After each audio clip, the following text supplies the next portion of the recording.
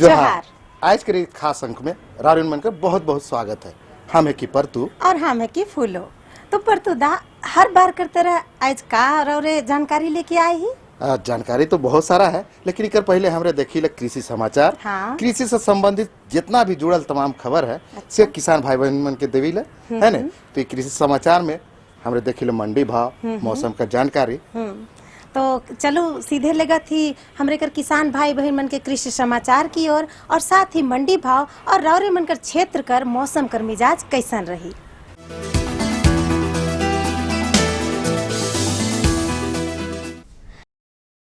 नमस्कार, कृषि समाचार में आपका स्वागत है। मैं हूं हिमांशु शेखर। आइए देखते हैं आज कृषि समाचार में क्या है खास। राष्ट्रीय खाद्य सुरक्षा मिशन के अंतर्गत दलहनी अनाजों के अच्छे उत्पादन के लिए चलाई जा रही है योजना। कृषि विज्ञान केंद्र पेटरवार में कृषक ले सकते हैं विभिन्न कृषि प्रशिक्षण। फसलों की बेहतर कटाई के लिए उत्तम है वैभव हसिया। राज्य में दलहनी अनाजों के उत्पादन में वृद्धि के लिए राष्ट्रीय खाद्य सुरक्षा मिशन के तहत संस्था आत्मा राज्य के विभिन्न जिलों में कार्यक्रम चला रही है।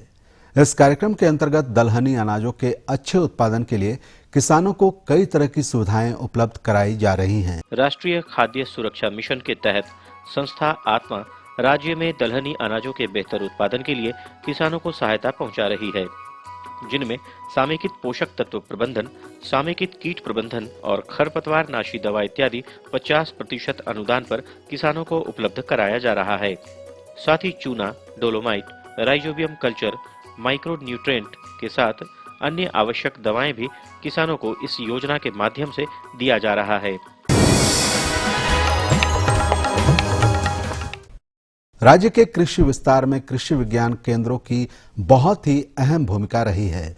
इन केंद्रों से जुड़कर राज्य के किसान विभिन्न प्रकार से लाभान्वित होते हैं। ऐसे ही कृषि विज्ञान केंद्र पेटरवार बोकारो अपने क्षेत्र के किसानों के लिए मशरूम उत्पादन, लाह उत्पादन, बीज ग्राम की स्थापना, वर्मी कंपोस्ट उत्पादन और फल फूलों के उत्पादन और उसके परिसंरक्षण के लिए प्रशिक्षण शिविर लगाती है। इन प्रशिक्षण शिविरों में शामिल होकर क्षेत्र के किसान लाभान्वित हो सकते हैं।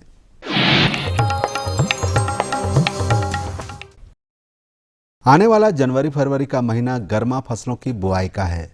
इस समय हम बैगन के उन्नत प्रभेदों में स्वर्ण प्रतिभा, स्वर्ण श्यामली, मुक्ता केशी और लॉन्ग ग्रीन झारखंड के वातावरण के लिए अनुकूल और बेहतर उत्पादन देने में सक्षम है।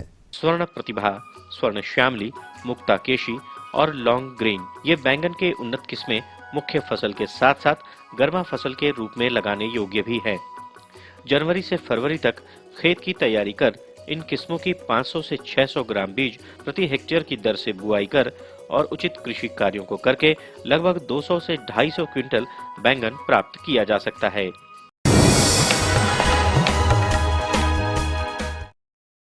पशुपालक यदि अपने पशुओं में तेज बुखार के साथ पतला दस्त होना, पशु का कमजोर होना, खाना छोड़ देना इत्यादि लक्षण देखें तो समझना चाहिए उन्हें पीपीआर रोग होने की संभावना है।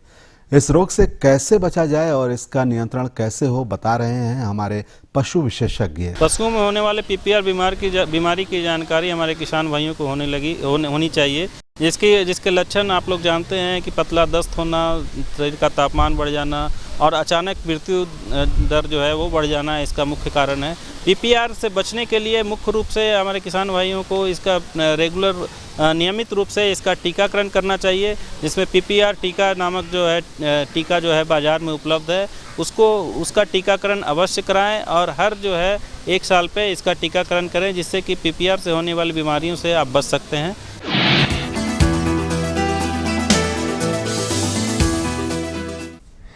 फसलों की बेहतर कटाई के लिए किसान वैभव हसिया का इस्तेमाल कर सकते हैं। यह नवनिर्मित हसिये का निर्माण पारंपरिक हसिये की खामियों को दूर करते हुए बनाया गया है। इसके द्वारा फसलों की कटाई बड़ी ही सुगमता से होती है। वैभव हसिया फसलों के कटाई कार्य को सुगम बनाता है। हसिये में लगा हैंडल लकड़ी का बना होता है और अपने खास बनावट की वजह से पकड़ने में सहज होता है और कटाई करते वक्त किसान की अंगुलियां जमीन से रगड़ नहीं खाती। इस वजह से कटाई आसानी से और तेजी से होता है।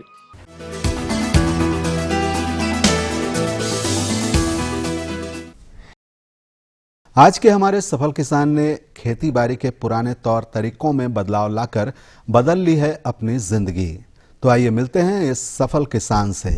विरासत में मिली खेती बाड़ी के कार्य को जब इन्होंने संभाला था, तब की खेती बाड़ी के कार्यों से वे संतुष्ट नहीं थे। वर्ष में केवल धान की ही एक फसल ले पाते। फिर इनका संपर्क कृषि वैज्ञानिकों से हुआ और इन्होंने पूरे मनोयोग से नई जानकारियां ली, खेती बाड़ी की नई तकनीकों को सीखा और फसलों की अच्छी उत्पादन लेने लगे और आज वर्ष भर में कई तरह की फसलों का उत्पादन लेने में सक्षम हैं। अभी जो खेती कर रहे हैं सो वैज्ञानिक ढंग से कर रहे हैं और पहले जो करते थे वो अपना पूर्वज के हिसाब से कर रहे थे, उसमें कुछ कम फायदा हो रहा था। और अभी जो कर रहे हैं जो वैज्ञानिक ढंग से, उसमें अच्छा हो रहा है और अच्छा मुनाफा भी हो रहा है। और अब मंडी भाव में आइए नजर डालते हैं अनाजों के भाव पर। राज्य की प्रमुख मंडियों में आज दलहनी अनाजों को छोड़कर बाकी खाद्यान्न अपने पिछले सप्ताहों के मूल्यों पर टिकी रही। दलहनी अनाजों में आंशिक वृद्धि दर्ज की गई है। उधर सब्जी मंडियों में हरी सब्जियों के मूल्यों में कमी की संभावना फिलहाल नहीं दिख रही है। वहीं आज बिके कुछ प्रमुख खाद्यान्नों के भावों पर नजर डालें तो इस प्रकार रही। चावल मोटा न्यूनतम 1800 रुपए से लेकर अधिकतम 2100 रुपए, गेहूं न्यूनतम 1400 रुपए से लेकर अधिकतम 1700 रुपए, दाल अरहर न्यूनतम 6600 रुपए से लेकर अधिकतम 7200 रुपए, दाल मसूर न्यूनतम 4400 रुपए से लेकर अधिकतम 4700 रुपए, दाल चना न्यूनतम 5700 रुपए से लेकर अधिकतम 6100 रुपए, आलू न्यूनतम 1700 रुपए से लेकर अधिकतम 2300 रुपए और प्याज न्यूनतम 2800 रुपए से लेकर अधिकतम 3300 रुपए प्रति क्विंटल रहा। और अब एक नजर राज्य के कुछ प्रमुख शहरों के मौसम के मिजाज पर। आज राज्य के कुछ प्रमुख शहरों के तापमान इस प्रकार दर्ज किए गए। रांची अधिकतम 18 डिग्री सेल्सियस और न्यूनतम 7 डिग्री सेल्सियस। देवघर अधिकतम 20 डिग्री सेल्सियस और न्यूनतम 11 डिग्री सेल्सियस। दुमका अधिकतम 21 डिग्री सेल्सियस और न्यूनतम 11 डिग्री सेल्सियस। गोड्डा अधिकतम 23 डिग्री सेल्सियस और न्यूनतम 12 डिग्री सेल्सियस। चाईबासा अधिकतम 20 डिग्री सेल्सियस और न्यूनतम 9 डिग्री सेल्सियस। और हजारीबाग का तापमान अधिकतम 19 डिग्री सेल्सियस और न्यूनतम 7 डिग्री सेल्सियस रहा। कृषि समाचार में आज इतना ही। अगले दिन अगले अंक में फिर मुलाकात होगी कुछ ताजा तरीन खबरों के साथ। तब तक के लिए दीजिए इजाजत। नमस्कार, जोहार।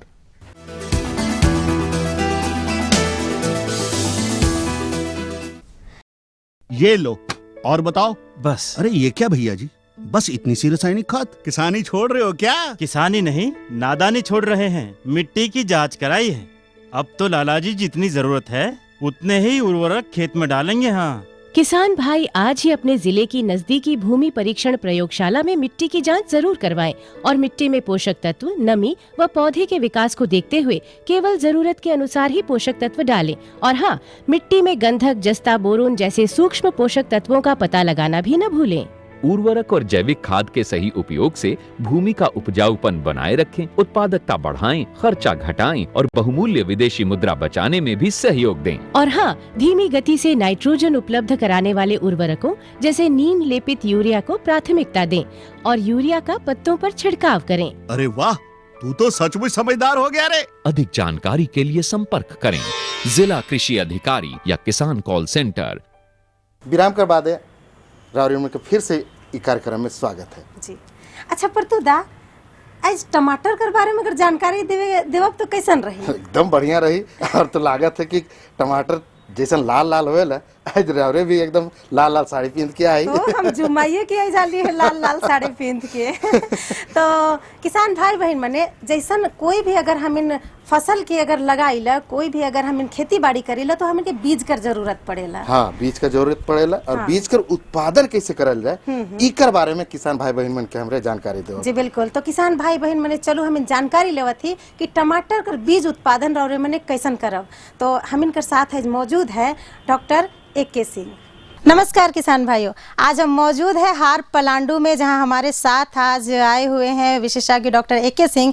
किसान भाइयों, सबसे पहले तो मैं आपसे ये कहना चाहूँगी कि आप कोई भी फसल उत्पादन करते हैं, कोई भी फसल लगाते हैं, तो सबसे पहले उसका बीज आपको ज़रूरी पड़ जाती है कि आप अपने खेतों पर बीज लगाते हैं और उसका फसल तैयार करते हैं। तो किसान भाइयों, टमाटर में आप सामान्य बीज और संकर बीज का उत्पादन कैसे कर सकते हैं, आइए जानते हैं हमारे विशेषज्ञ डॉक्टर ए.के. सिंह से। डॉक्टर साहब, हमारे आप इस कार्यक्रम में आपका बहुत बहुत स्वागत है। नमस्कार, जोहार किसान भाइयों। डॉक्टर साहब, सबसे पहले तो मैं हमारे किसान भाइयों की तरफ से ये सवाल करना चाहूँगी कि कोई भी फसल हमारे किसान भाई लगाते हैं तो उन्हें बीज की आवश्यकता पड़ती है, तो ये टमाटर में आप सामान्य बीज कैसे तैयार कर सकते हैं? देखिए, बीज उत्पादन एक बहुत ही तकनीकी पहलू है और बहुत सारी तकनीकी बातें इसमें जुड़ी रहती हैं, क्योंकि जब भी किसान भाई बीज के लिए बाजार में जाते हैं, अगर उनको अच्छे किस्म का बढ़िया बीज मिल जाता है तो उनकी आधी समस्या अपने आप ही खत्म हो जाती है। एक कहावत भी है कि बीज का ही किसी भी उत्पादन में, चाहे फसल उत्पादन हो चाहे सब्जी उत्पादन हो, बीज का आधे आधे की हिस्सेदारी होती है। 50% हिस्सेदारी बीज की होती है। अगर बीज ही अच्छा नहीं मिलेगा तो किसान भाई कोई आगे बढ़ ही नहीं सकते हैं। सारी जानकारी के बाद भी वो आगे नहीं बढ़ सकते हैं। तो हम यही बात बताना चाहेंगे, आज हम लोग चर्चा करेंगे कि टमाटर में बीज उत्पादन तकनीकी है क्या। तो किसान भाइयों, आप ये जानें कि 2 तरह के बीज बाजार में उपलब्ध होते हैं। एक तो होता है सामान्य बीज, एक होता है संकर बीज। तो बाजार में जब भी किसान भाई जाते हैं उनको संकर बीज दुकान में मिलता है, फला इस किस्म का संकर है, इस किस्म का संकर है। तो सबसे पहले हम लोग संकर बीज पे चर्चा क्यों ना करें। जी बिल्कुल। तो जो संकर बीज होता है, ये जो है एक ही फसल के 2 योग्य नर और मादा के संयोग से बनाया जाता है। जी, ठीक है ना। और संकर बीज को हर साल बनाना पड़ता है। अगर किसान भाई हर साल नहीं बनाएंगे तो संकर बीज नहीं कहलाएगा। हर वर्ष 2 योग्य नर और मादा के संयोग से जो बीज मिलता है उसे हम लोग संकर बीज कहते हैं। तो इसके लिए ज़रूरी क्या हुआ, एक नर किस्म होनी चाहिए, एक मादा किस्म होनी चाहिए। तो किसान भाइयों, हमारे प्लांडू केंद्र से भी टमाटर में संकर किस्मों का विकास हम लोगों ने किया है। इसमें एक स्वर्ण संपदा संकर किस्म है, दूसरी स्वर्ण विजया है, स्वर्ण दीप्ति है और स्वर्ण समृद्धि है। ये 4 उन्नतशील टमाटर की संकर किस्में का बीज हम लोग अपने केंद्र पर बना रहे हैं। अगर आप बीज उत्पादन करना चाहें या तकनीकी ज्ञान लेना चाहें तो हमारे केंद्र पे आके ले सकते हैं। नर और मादा किस्मों के बीज को भी हम उपलब्ध करा के तकनीकी जानकारी भी देते हैं। तो सबसे पहले आवश्यकता क्या है, हम लोग एक जगह पे नर पौधे को लगाएं, एक जगह मादा पौधे को लगाएं। तो नर पौधे और मादा पौधे को लगाने की सारी प्रक्रिया होती है जो टमाटर की खेती के लिए होती है। बिचड़ा लगाना पड़ता है और 3 सप्ताह में बिचड़ा तैयार हो जाता है। बिचड़ा तैयार होने के बाद नर किस्म के पौधे को उचित दूरी पे अलग लगा देते हैं और मादा किस्म के पौधे को उचित दूरी पे अलग लगा देते हैं। इसके बाद 40 से 45 दिन के बाद जब फूल निकलने की अवस्था प्रारंभ होती है तो उस समय क्या होता है कि मादा किस्म में भी नर भाग होता है, उभयलिंगी फूल होता है। जो हमारे प्रकृति में संरचना फूलों का है उसमें टमाटर और बैगन जितने भी इस तरह की सब्जियां हैं, मिर्च हुआ, शिमला मिर्च हुआ, इनमें उभयलिंगी फूल होता है। एक ही फूल में नर और मादा अंग दोनों होते हैं। तो हम लोग सबसे पहले जो मादा किस्म है जिसको हम मादा के रूप में प्रयोग करना है उसका हम लोग निपुंसीकरण करते हैं और फूल खिलने से पहले चिमटी के सहारे से नर भाग को तोड़ के बाहर निकाल के उस फूल को रुई से ढक देते हैं और चिन्ह लगा देते हैं। इस प्रक्रिया को निपुंसीकरण बोलते हैं। दूसरे दिन क्या होता है, जब नर फूल से पराग निकलता है वहाँ से पराग को लाते हैं, इकट्ठा करते हैं चिमटी के सहारे या जैसे भी हो, ला करके मादा पुष्प को खोल करके उसमें हम चिमटी के सहारे से उस पराग को लगा करके, इसे परागण इस क्रिया को कहते हैं, फूल को ढक देते हैं। तो ये क्रिया संपन्न होने के बाद उसमें निशान लगा देते हैं और फल जब लग जाता है तो जैसे टमाटर लाल रंग पे तुड़ाई होती है वैसे इसके भी बीज के लिए भी निकालना होता है। तो इस तरह से संकरण से जो बीज मिलता है उसे हम लोग संकर बीज कहते हैं।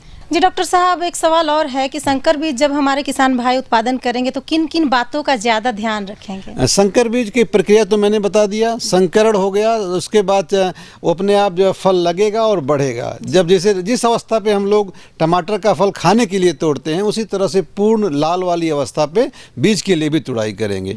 तुड़ाई करने के बाद बीज निकालेंगे। बीज निकालते समय ध्यान देना है कि टमाटर को 2 भागों में काट, 2 तरह से व्यवस्था होती है। एक तो टमाटर को 4 टुकड़ों में करके रात भर के लिए पानी में भिगो दीजिए। उसको हम उसमें बीज जो है फर्मेंट हो करके सड़ करके बीज निकल आएगा, और उसको बढ़िया से हाथ से मसल के और जो पतला कपड़ा मसलिन क्लॉथ आता है उसमें छान करके बीज को सुखा के भंडारण कर देते हैं। डॉक्टर साहब, एक सवाल और मैं आपको बीच में पूछना चाहूँगी कि जब ये बीज उत्पादन हमारे किसान भाई करने लगेंगे तो पटवन के लिए, खासकर सिंचाई के लिए उन्हें ध्यान देनी पड़ती है। देखिए, बीज का उत्पादन केवल जाड़े के समय में हम लोग रिकमेंड का संस्तुति करते हैं, जो नवंबर, दिसंबर और जनवरी का महीना होता है, जाड़, इसमें ही बीज उत्पादन के लिए हम लोग अनुशंसा करते हैं। और जब भी पानी, पौधे को पानी की आवश्यकता हो, हम लोग तो अपने यहाँ फार्म टप्पन सिंचाई विधि से ही पूरे फार्म में पानी दे रहे हैं। अधिक पानी देने से क्या होता है, बीमारियां आती हैं। अगर हम किसान भाई क्या करते हैं, खुला पानी दे देते हैं, उसमें बहुत सारी कीड़े मकोड़े बीमारियां उत्पन्न हो जाती हैं और बीज भी अच्छा नहीं मिलता है। तो टप्पन सिंचाई विधि या कम पानी की आवश्यकता पड़ती है, और जाड़े के मौसम में वैसे भी उतनी पानी की जरूरत डर रहता है, इसलिए आवश्यकता के अनुसार जब जरूरी हो तभी पानी इसमें दिया जाए। खरपतवार निकालते रहना चाहिए, और टमाटर के पौधे को स्टेकिंग सहारा दे के खड़ा रखना चाहिए, और इस तरह से इसका बीज निकल जाएगा। अब बात हम लोग करते हैं सामान्य बीज की।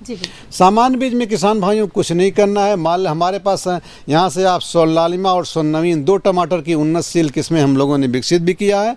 अगर सामान्य किस्म आप ले जाएंगे तो सीधे, क्योंकि उभयलिंगी फूल होता है और आपको ना इसमें निपुंसीकरण करना, सीधे उस फूल को, उस पौधे को चिन्हित कर देना है, और खिलने से पहले फूल को अगर आप रुई से ढक देंगे तो निश्चित रूप से आपका बाहर से भी कोई पराग उड़ के नहीं आएगा और आपका शुद्ध सामान्य बीज अपने आप मिल जाएगा। बहुत सरल प्रक्रिया है। और एक सामान्य बीज तो किसान भाई बिना मेहनत के, थोड़ी सी जानकारी एक बार अगर हमारे केंद्र पे आके देख लेंगे फसल को तो उनको जानकारी हो जाएगी। डॉक्टर साहब, अगर हमारे किसान भाई इच्छुक हो गए हैं ये टमाटर का बीज उत्पादन करने के लिए, तो उन्हें आप अपने तरफ से क्या संदेश देना चाहेंगे? सबसे पहले तो मेरा संदेश किसान भाइयों इसीलिए कि आप, अभी समय चल रहा है, एक बार जरूर हमारे खेत पे, हमारे केंद्र पे आके देख लें।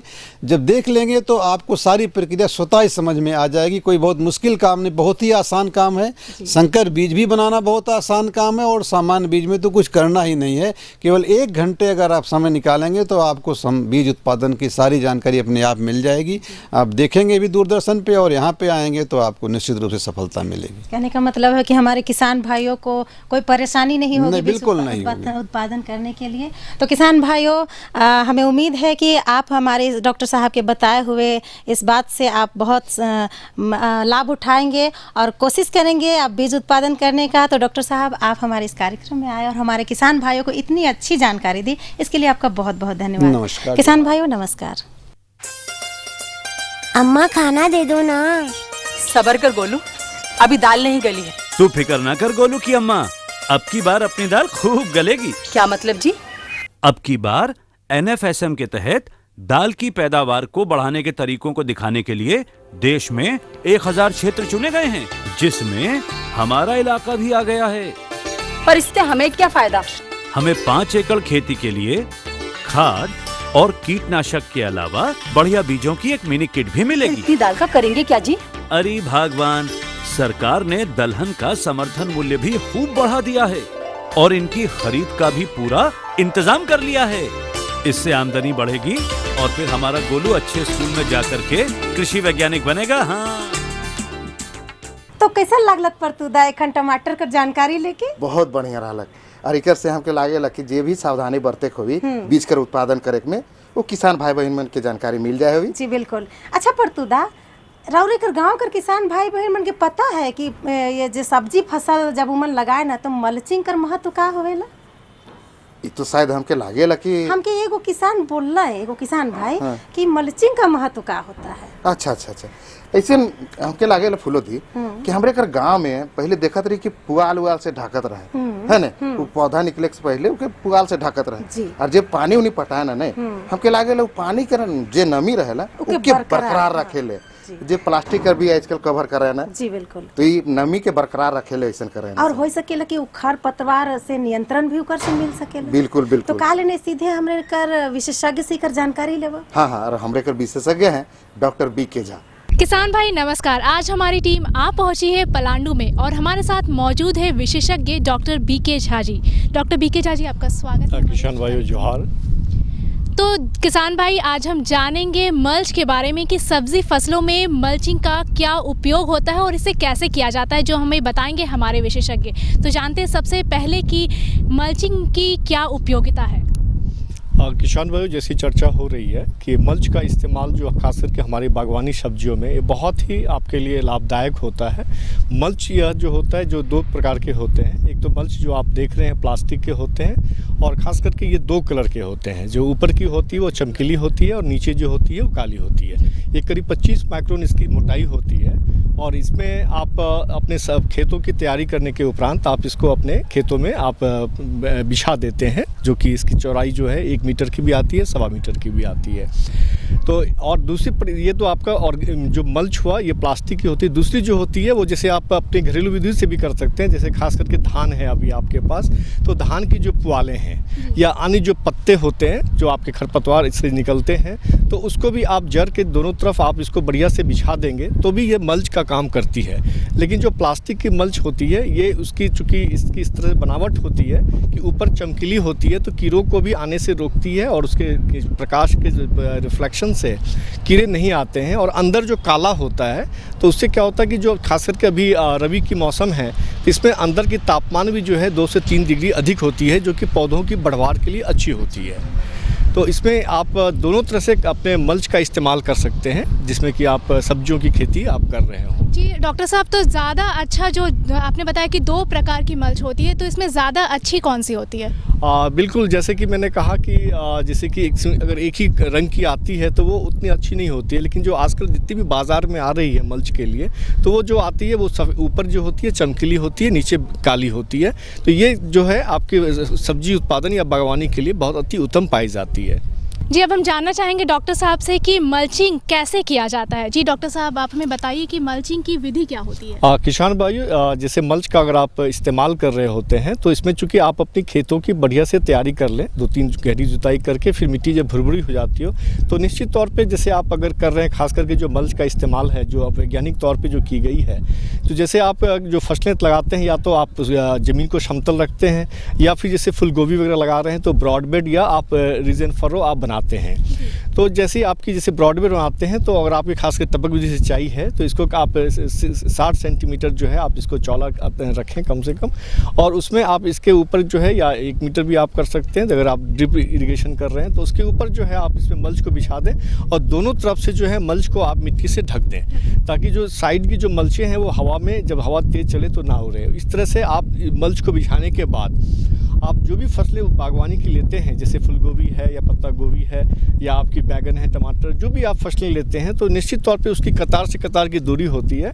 तो जैसे कि आप मल्च का इस्तेमाल कर रहे हैं तो आप इसमें क्या करें कि आप जैसे कि अगर पेयर रो सिस्टम करते हैं जो आप देख रहे हैं, तो इसमें क्या होता है कि आप जो हमारी लेटरल बीच में जाती है ड्रिप की, तो उसके दोनों तरफ आप जो है या तो रेक्टेंगुलर के तरीके से या ट्रायंगुलेटेड तरीके से आप जो है उसमें छिद्र बनाएं, गोल रंग छोटे आकार का गोल हाँ सर्कल बना लें। तो उसमें आप जो हमारी पौधे जो पोल्ट्री में हम तैयार करते हैं तो इसको इसमें आप आके लगा दें। तो इस तरह से जो आपकी मल्च जो रहती है तो ये आपका जो आपके छिद्र हैं उसमें आपने पौधे को लगा दिया, और उसके बाद क्या है कि इसमें मल्च में आपका जहाँ भी आपने जो दूरी है जैसे 45 सेंटीमीटर पौधे से पौधे की दूरी है तो वहाँ पे आप इसको छिद्र को बनाते जाएं और पौधे को लगाते जाएं। तो इस तरह से आप मल्च को अच्छा से बिछा करके आप इसको अपने फसलों में आप इस्तेमाल करके और अच्छी आप लाभदायक कमा सकते हैं। जी बिल्कुल, इस तरह से मल्चिंग करने के बाद हम जानना चाहेंगे कि इसकी क्या फ़ायदेमंद है, जो किसान भाई जानना चाहेंगे खासकर। किसान भाई, जैसे कि आप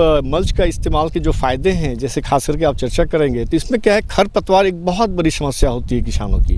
क्योंकि आप में अगर शुरुआती क्षणों में आपकी खरपतवार अगर पौधों अपने खेतों से नहीं निकालते हैं तो आपकी उपज बहुत मतलब उस पर प्रतिकूल असर पड़ता है। तो मल्च के बिछा देने से क्या होता है कि आपकी जो खरपतवार है जो आपके खेतों में आने वाली है तो ये मल्च उसे आने से रोकती है।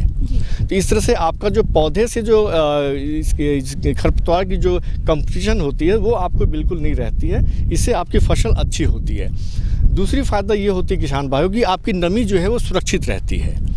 अगर आपका मल्च का इस्तेमाल कर रहे हैं तो जो रूट जोन में जो नमी होती है वो नमी जो है आपकी बरकरार रहती है अगर आपका मल्च इस्तेमाल ना हो।